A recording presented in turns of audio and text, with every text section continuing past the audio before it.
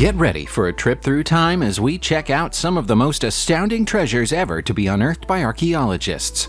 From stunning works of stone art to whole lost cities, this is a tour of incredible finds that have helped to rewrite the history books. Let's get into it.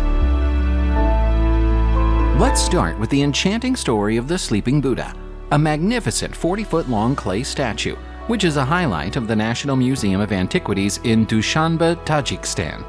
Unearthed in 1959 by archaeologist Boris Litvinsky during excavations at the Buddhist temple on Ajina Tepe, this awe-inspiring statue captivates with its historical grandeur and artistry.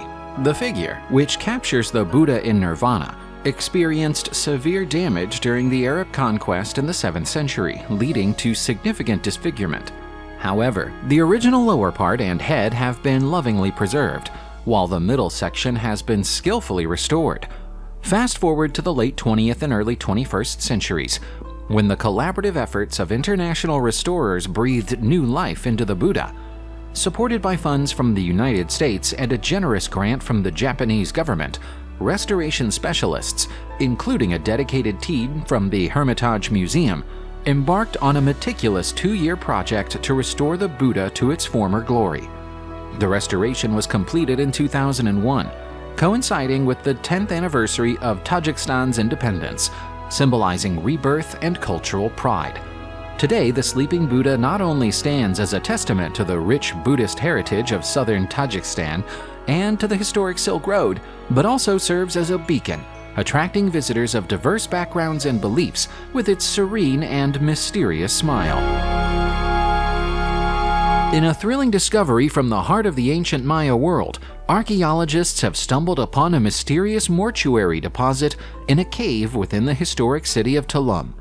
This city, with its walls bearing witness to tales of the past, was a bustling port and one of the last Maya cities to thrive before the Spanish conquest. But what's truly fascinating is what lay hidden beneath a massive boulder in this cave. Imagine, if you will, human remains divided by the very stone that concealed them for centuries, the lower part lying exposed, while the upper part remained shrouded within the dark recesses of the cave. The exploration unveiled not just one, but 2 small chambers, each around 9 feet 10 inches by 6 feet 6 inches, and only about 1 foot 8 inches high. A snug space indeed. Within these chambers, archaeologists found 8 well-preserved burials, believed to be primarily adults, creating a poignant snapshot of life and death in this ancient civilization. Accompanying the human remains was a veritable menagerie of animal skeletons, from domestic dogs to tapirs, alongside a treasure trove of late post-classic period pottery. In a narrative that flips the script on traditional power dynamics, the tale of Queen Kubaba, a tavern keeper turned monarch, emerges as a beacon of female autonomy and leadership over 4,500 years ago in ancient Mesopotamia. Unlike many women of her era, who accessed power through male relatives, Kubaba reigned supreme in her own right, an anomaly in the chronicles of ancient kingdoms. This Sumerian queen's journey from managing an inn to ruling the city-state of Kish not only breaks the mold, but also highlights the cultural significance of tavern keepers in Sumerian society, where beer was a staple and taverns were central to social life. Kubaba's story is fascinating, not just for her unprecedented rise to power, but also for the role that divine favor played in her ascension.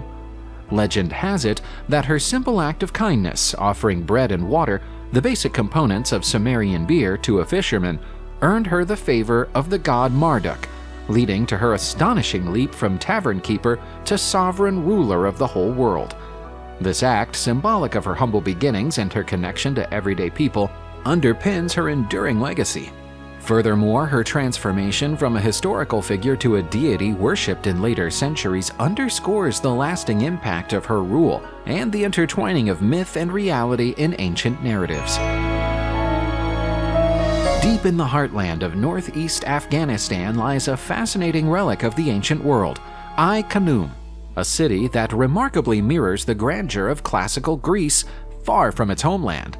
What makes Ai Khanoum, or Lady Moon, so captivating is its extraordinary blend of Greek and local cultural elements.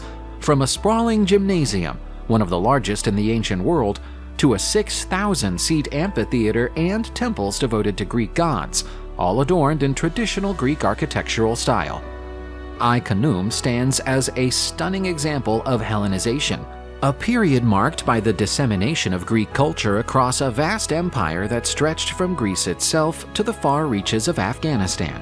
This cultural melding was not merely an attempt to civilize the natives, as once thought, but a sophisticated strategy to consolidate power and control in a sprawling empire.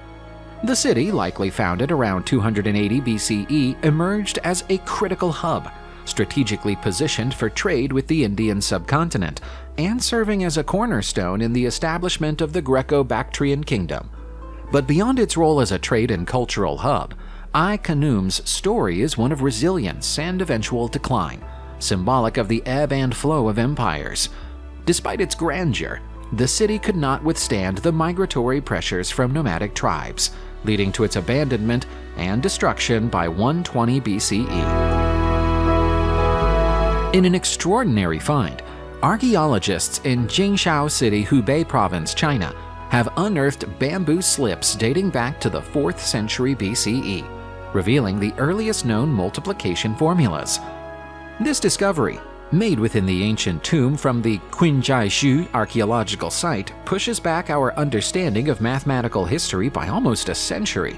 What makes this even more fascinating is the material on which these formulas were inscribed. Bamboo slips, a popular writing medium before the advent of paper, showcasing the ingenuity of ancient Chinese scholars.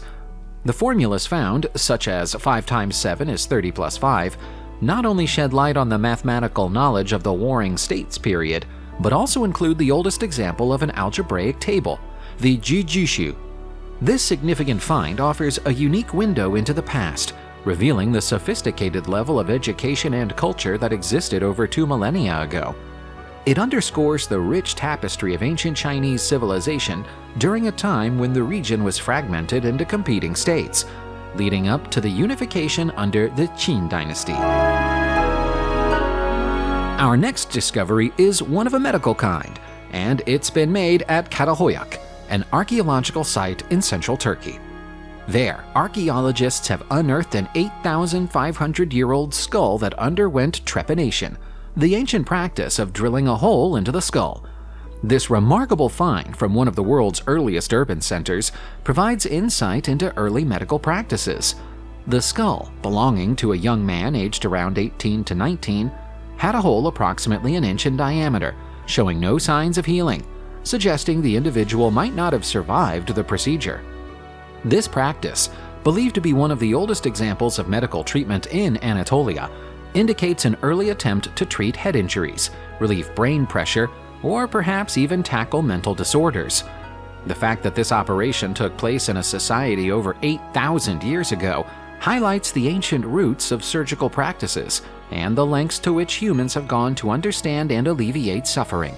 This find not only sheds light on the medical history of early urban settlements, but also illustrates a profound aspect of human nature, the desire to heal and help others, even with the most primitive of tools and techniques. A team from the Cape South Coast Archaeology Project in South Africa has made an intriguing discovery that sheds light on one of humanity's oldest fashion statements: shoes. By analyzing ancient footprints along the Cape Coast, the researchers have uncovered evidence suggesting that our ancestors may have been wearing some form of footwear as early as 70,000 to 150,000 years ago. Unlike the barefoot tracks that clearly show toe impressions, some footprints lacked these details, hinting at the presence of shoes. This fascinating study takes us back to the sands of time, where early humans, possibly equipped with bone tools, ventured into the art of shoemaking. The research dives into the realms of why our ancestors might have taken this step, from the need to protect their feet from sharp rocks and infections, which could have been fatal back then, to safeguarding against extreme temperatures. The team crafted replicas of ancient footwear based on the San people's sandals and tested them, aligning their characteristics with the mysterious footprints found. While definitive conclusions are yet to be drawn, this research opens up a window into the innovative spirit of our ancestors. The Kekova region, often referred to as the Sunken City, is a unique site in Turkey, immersed in history and mystery due to two major earthquakes in the 6th century. This underwater marvel, located along the pristine turquoise coast, invites adventurers and history buffs alike to a unique journey back in time. As visitors embark on boat tours, they glide over the city's submerged ruins, visible through the crystal-clear waters, offering a glimpse into the life that once flourished there. Before succumbing to nature's might, Kekova Port was a bustling trade hub in Lycia, bustling with life and activity.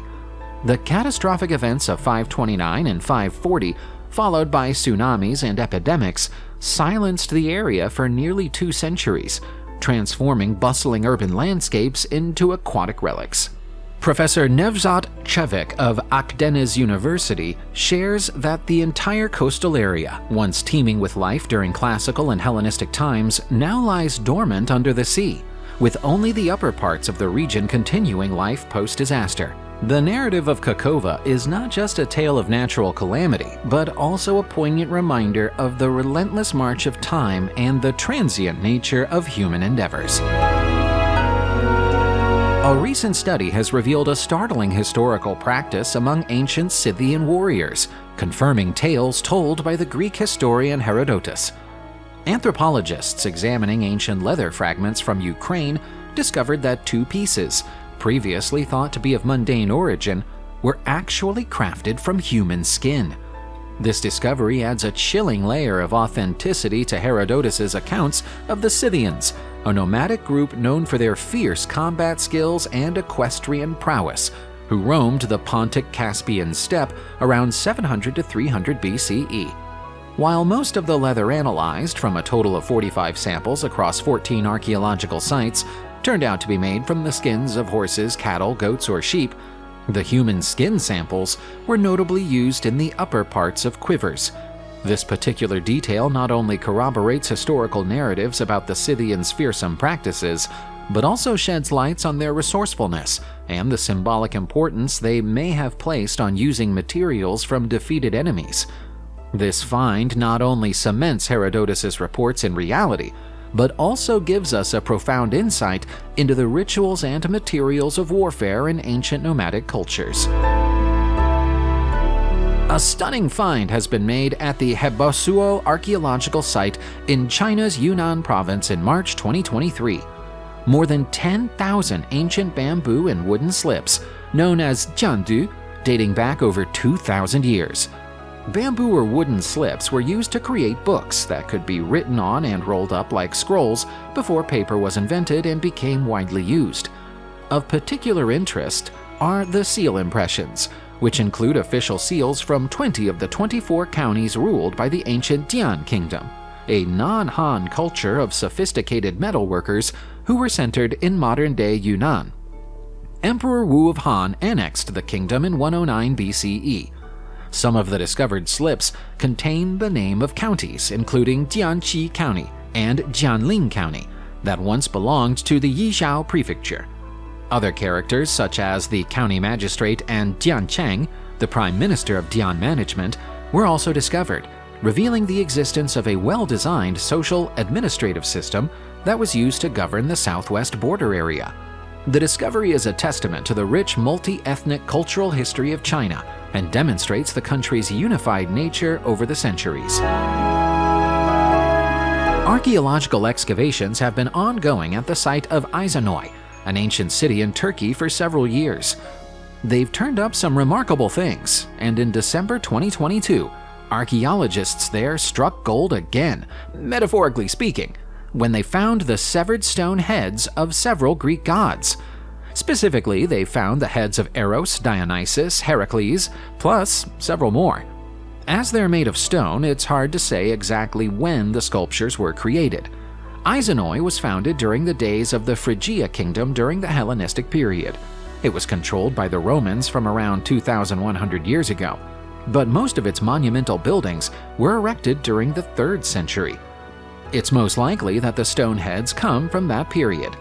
The city eventually fell into decline during the 7th century, with several buildings on the former Temple Hill torn down to make way for a new citadel.